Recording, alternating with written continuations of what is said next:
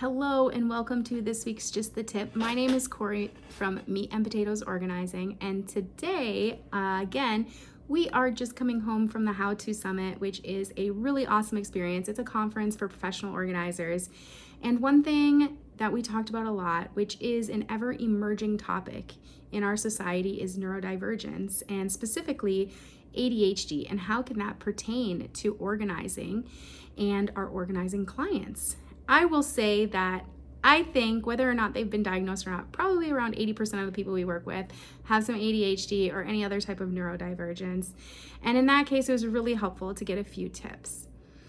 The one really cool thing that I took away is when you are asking questions to somebody who may have ADHD, it's really, really good to ask them a yes or no question and wait for a response before you ask another million questions.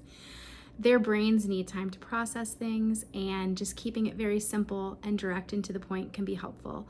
So I know this isn't an organizing tip, but I really, really think it's huge when it comes to understanding the mind and just simplifying the questions we ask people and understanding where they're at.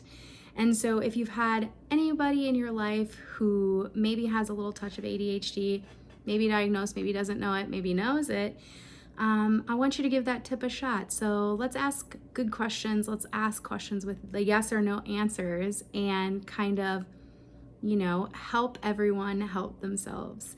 So if you have any other awesome ADHD tips, I would love to hear it in the comments.